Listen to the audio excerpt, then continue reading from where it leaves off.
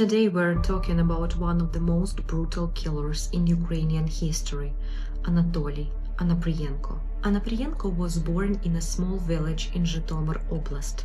His father, Yuri, grew up in a family of alcoholics, and at 14 he forged documents to go to war.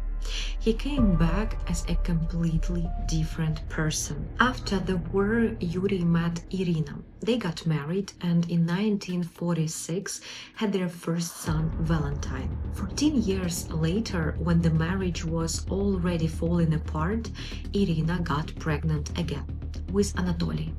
Having a child to save a marriage almost never works. This was no exception.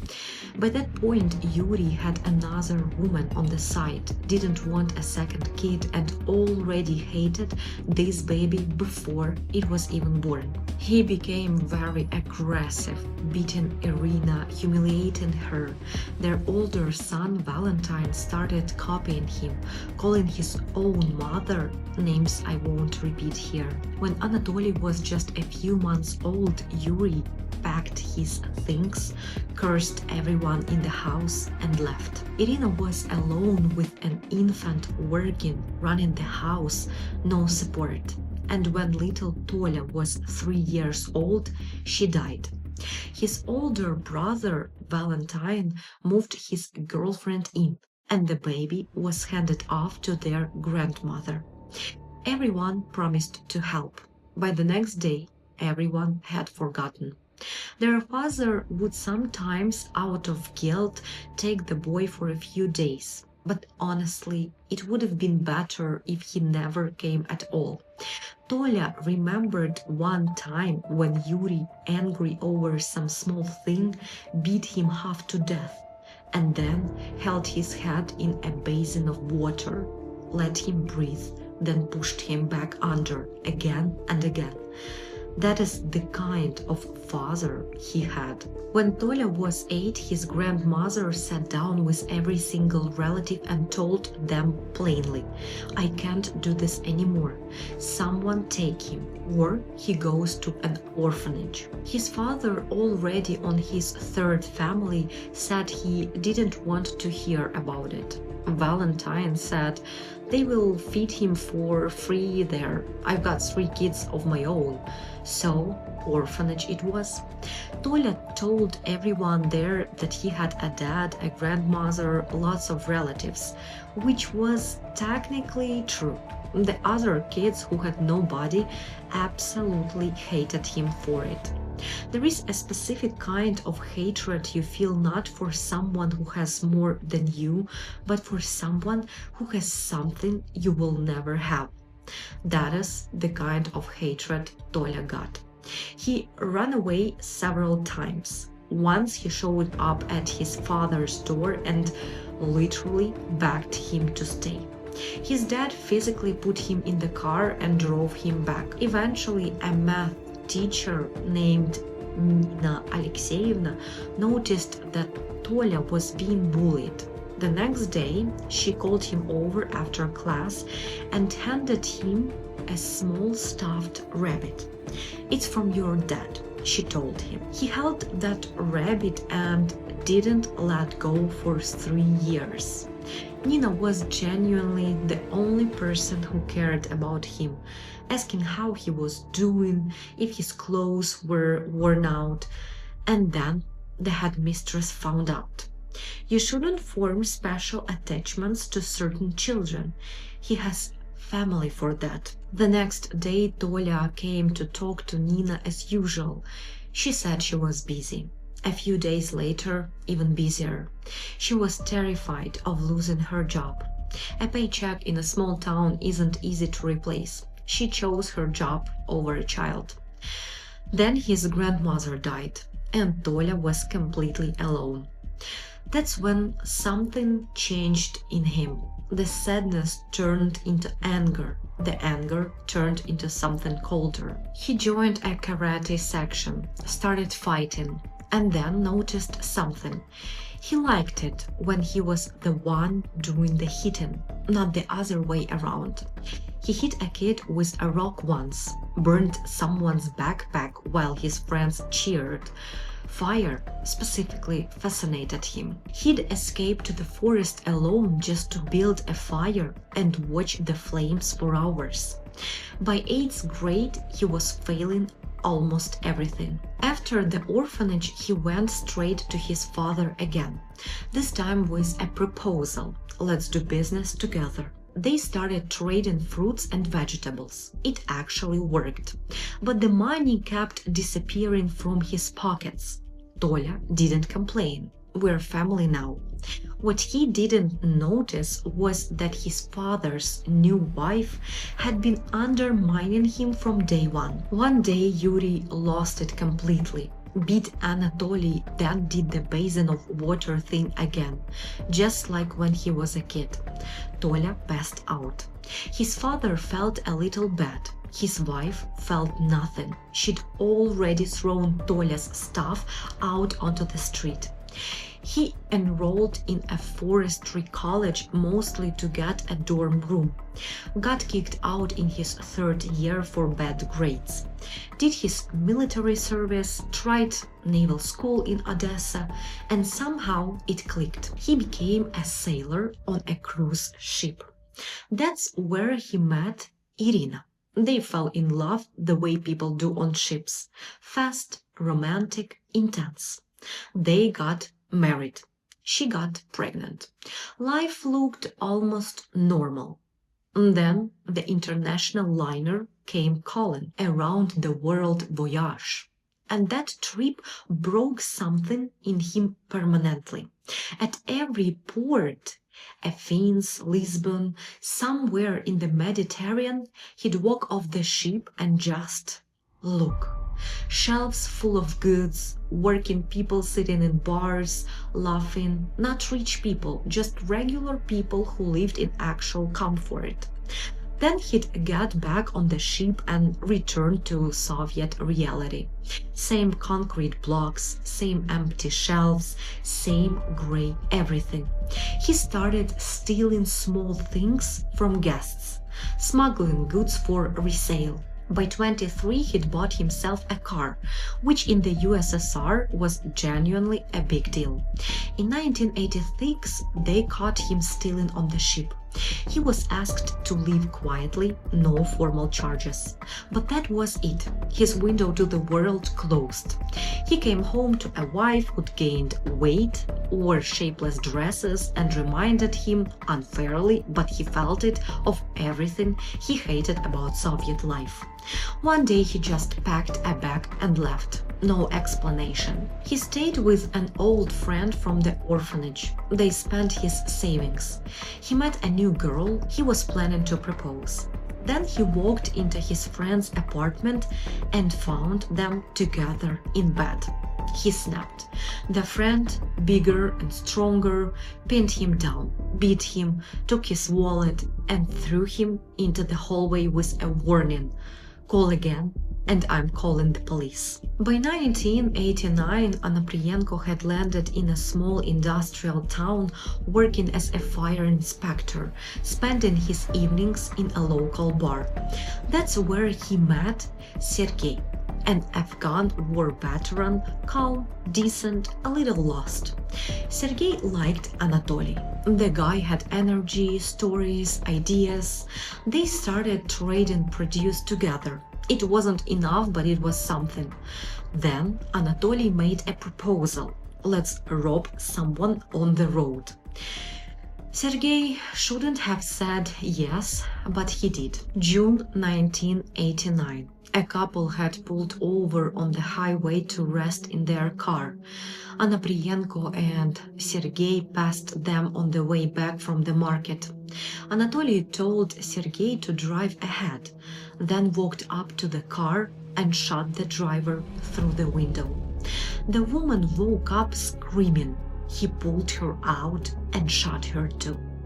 He came back to Sergei covered in something neither of them would undo. "What did you do?" "I killed them." Same voice, different tone, calmer now, like something had settled into place. Sergei was terrified, but Anatoly had the gun, and they were already in this together. They burned the car and drove home in silence. Somewhere on the road, Anatoly sat quietly. Nobody ever finds out about this. Not your wife, not your kids. We understand each other. Sergei said yes. Good, and I liked it. It happened again and again. Sergei kept saying he was done. Anatoly kept promising it would stop. It never stopped. 5 people one time, then more. At some point during one of their drives, police lights appeared in the rear-view mirror. They managed to lose them. But from then on, Anatoly started coming apart mentally. He was terrified of arrest and thought about suicide, but no one came for him. In the early 90s, the Soviet border was crumbling. People were crossing into Hungary, Czechia, Germany. Onoprienko bought a fake passport and followed them. He traveled from country to country, liked Greece best. The slowness of it, the warmth, the feeling of being a person. Eventually landed in Berlin, broke, doing odd landscaping jobs. He tried to get asylum, deported, came back, committed robbery to try to get prison, and then citizenship. The bar logic of some drunk emigrant was that they give you citizenship after jail, deported him instead. He faked mental illness in an airport, stood on one leg with his hands folded in prayer for hours, got sent to a psychiatric hospital, escaped after a month, and then got deported again. Back in Ukraine, he called his brother Valentine. Valentine was happy to host him, thought having a brother who lived in Germany was a great thing to brag about. Anatoly played along, keeping the myth alive. He joined a hunting club, stole a shotgun from one of the members, then loudly sympathized with the guy about his stolen gun at the next meeting. Around this time he met Hanna, a hairdresser. Early 30s, 2 kids, warm, tired of being alone. She loved him immediately. The kids called him Dad. They made plans to move to Greece together. He said he'd found some work, couldn't share details, which gave him free cover to disappear whenever he wanted. He used that freedom to go hunting, not animals, people. His method: drive to a village, find a house, break in, kill everyone inside, take the valuables, burn the house. Every single time, no fewer than 3 victims. He killed a family connected to Nina Alexeyevna, his old math teacher. Whether he knew it or not, I don't know. December 24, 1995, a town called Mali. He walked into a house at 3 a.m., shot the husband and wife, killed their 6-year-old child, then heard crying from a crib. He strangled the infant. His explanation later: so it wouldn't grow up an orphan. New Year's Eve, a village called Bratkovichi. A young couple had just moved into a new house and invited 2 of the bride's younger sisters to celebrate. Onoprienko burst in with a shotgun. The girls didn't have time to scream. One ran to the kitchen and hid under the table. He found her. 2 boys from next door heard noise and started shouting over the fence. He shot them through the fence. Then drove back to Hanna and spent the holidays with the family. January 5th, he hit the empty roads again. A couple by their car on the highway, shot. 2 pedestrians, shot. Another family in a house, wiped out. January 17th, back to Bratkovichi. A family with their elderly in-laws visiting. He killed all of them. Then a couple of witnesses, just to be safe. 11 people dead in one tiny village. This continued until April 1996. As the months passed, his methods got worse.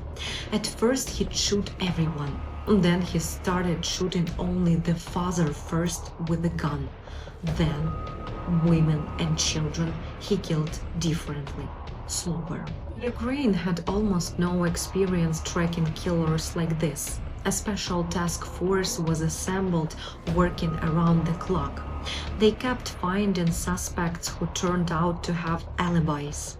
Everyone was released, except one man, Yuri Mozul, who couldn't account for where he was during one of the killings. The investigator was certain it was him.